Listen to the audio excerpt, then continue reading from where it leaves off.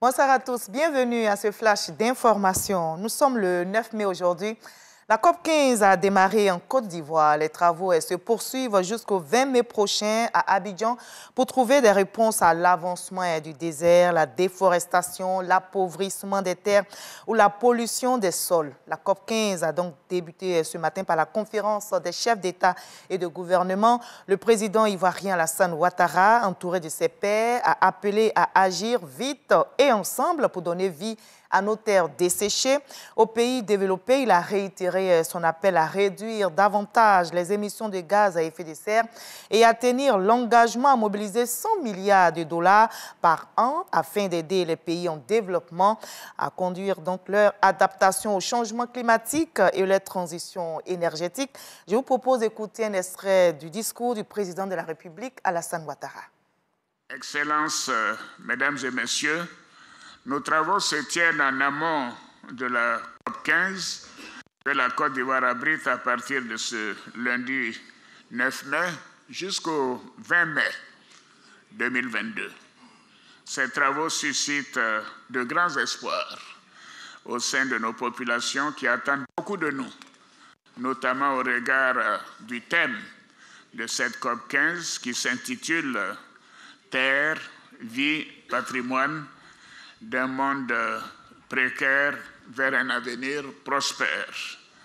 En effet, selon les données disponibles, la dégradation des sols affecte 52% des terres agricoles, menaçant ainsi l'existence de 2,6 milliards de personnes qui dépendent directement de l'agriculture. La désertification et la sécheresse causent la perte de 12 millions d'hectares chaque année, soit près de 23 hectares par minute. La dégradation des terres affecte directement 74% des personnes pauvres dans le monde.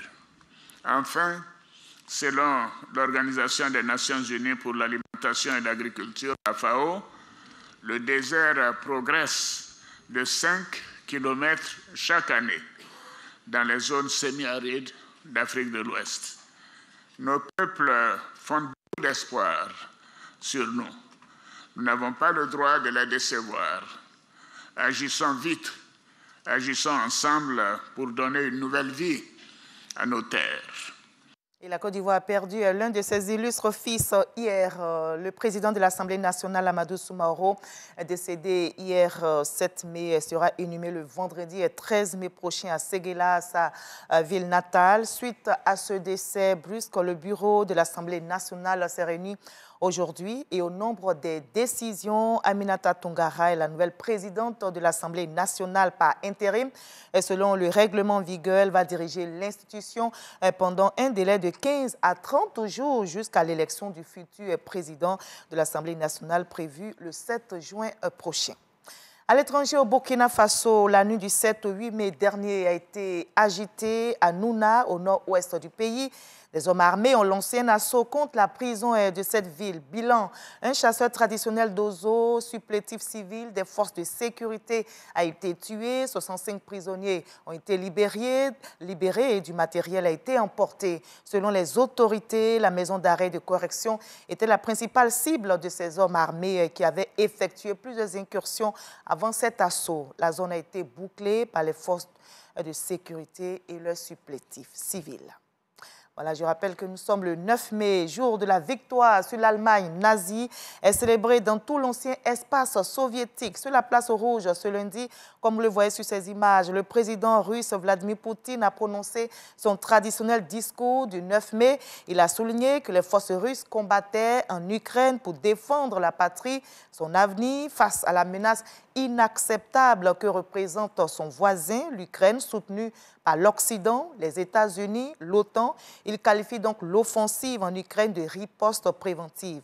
Pour le chef du Kremlin, le devoir de la Russie est d'éviter une nouvelle guerre après celle de 1945 où près de 27 millions de citoyens de l'ancien URSS ont perdu la vie. Son allocution a été suivie de la traditionnelle parade militaire sur la place rouge. Ce 9 mai également, c'est la journée de l'Europe. Le président français Emmanuel Macron qui a su La présidence du Conseil de l'Union européenne était devant le Parlement à Strasbourg aujourd'hui. Emmanuel Macron a fait savoir que l'Europe n'interviendra pas directement dans le conflit en Ukraine, mais restera aux côtés des Ukrainiens pour obtenir le cessez-le-feu nécessaire à la paix. Il a aussi appelé les 27 à réduire la dépendance aux énergies russes. Par ailleurs, le président français et la présidente de la Commission européenne appellent à réformer les tests de l'UE pour notamment abandonner le vote à l'unanimité dans certains domaines, source fréquente de blocage. Mais des pays s'opposent à tout changement de test. Voilà, on se retrouve à 20h pour la grande édition. À tout à l'heure.